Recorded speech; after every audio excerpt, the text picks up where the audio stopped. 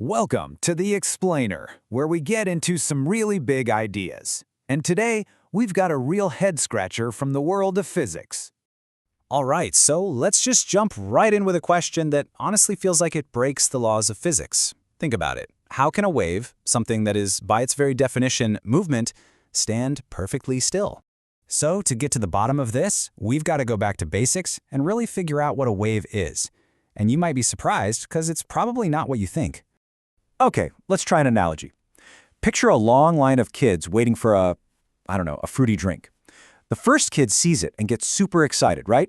So he kind of bumps into the kid behind him. That little bump of excitement, that's the energy, and it ripples all the way down the line.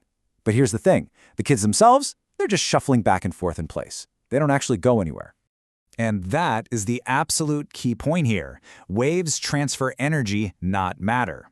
The little particles that make up the medium, whether it's water or air or those kids, they pretty much just wiggle in place. It's the energy that's doing all the traveling. Okay, cool. So now we know what a wave is. But what happens when two of these waves meet? Like two ripples crossing on a pond? Well, they follow this really neat rule called the principle of superposition. And look, it sounds super fancy, but all it really means is they just add up. It's that simple. And this simple addition can lead to two totally opposite results. If a peak of one wave, a crest, meets the crest of another, boom! They build each other up into a much bigger wave. We call that constructive interference. But if a crest meets a trough, the lowest point of a wave, they do the opposite. They completely cancel each other out. And that's called destructive interference. And this isn't just some abstract idea. It has some really cool applications. You ever wonder how they make karaoke tracks? This is it. An engineer takes the sound wave of the vocals, flips it perfectly upside down, and plays it at the same time as the original song. The original crests meet the new troughs, and poof, total cancellation.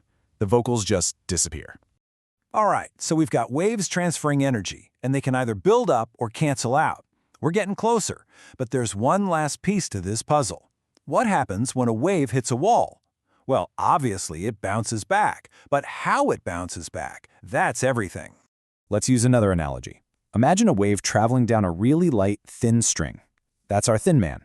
And at the end, it's tied to a big, thick, heavy wall. That's our very large man. So as that crest hits the wall, it tries to pull the wall up, but, thanks to Newton's third law, for every action there's an equal and opposite reaction, the massive wall doesn't budge. Instead, it pushes down on the little string with that same force. And that downward push sends the wave flying back, but now it's totally flipped upside down. What went in as a crest comes out as a trough. This perfect inversion? In physics, we call that a 180-degree phase shift. And that right there, that is the final clue we need. Okay, let's do a quick recap. We know waves are energy. We know they can interfere constructively or destructively. And we know they flip upside down when they bounce off a fixed end. We have everything we need. Let's solve this thing. So here's the big reveal. A standing wave isn't just one wave. It's actually two waves at the same time. You have the original wave going one way, and you have its own flipped reflection coming right back at it. They're constantly moving through each other, and they're constantly interfering. And here's where it gets really cool. At very specific points along the string, the crest of the incoming wave always meets the trough of the reflected wave, every single time. And what happens when a crest meets the trough? Right, they cancel out. Total destructive interference. These spots, which we call nodes, literally do not move. They are the standing part of the standing wave. But then, exactly halfway between those dead spots, the opposite is happening. The incoming crest always meets the reflected crest, and they create a supercrest. A split second later, the trough meets the trough, creating a supertrough. This is maximum reinforcement, maximum constructive interference. And these points, called antinodes, are vibrating like crazy. So, that's the answer to our puzzle. The wave isn't really standing still at all. It's this beautiful, super fast, dynamic dance of interference. You've got these fixed points that never move, the nodes, right next to these points that move the most, the antinodes.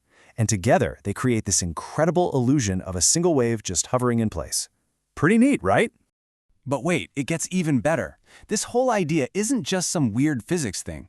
It's actually the secret behind something we all know and love: music.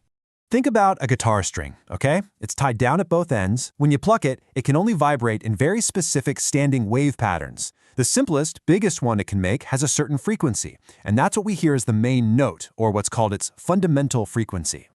But here's the thing. A guitar string is more complex than that. It doesn't just vibrate as one big loop.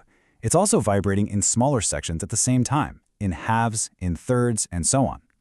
Each of these smaller standing waves creates a higher frequency note. Now, the full mathematical series of these are called harmonics, but the ones that are actually produced and that we can hear, we call those overtones. Let's make this simple. Imagine you have a kinda cheap speaker. Because of how it's built, maybe it can only vibrate in certain ways. Let's say it can only produce standing waves for the fundamental frequency, and then only the odd multiples of that frequency. So if its main note, its fundamental, is 100 Hertz, you'll hear that loud and clear.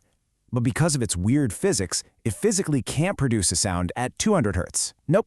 The very next overtone you'd actually hear from it would be the third harmonic, way up at 300 Hertz. And the next one after that, the fifth, at 500 Hertz. You get this unique, gappy sound.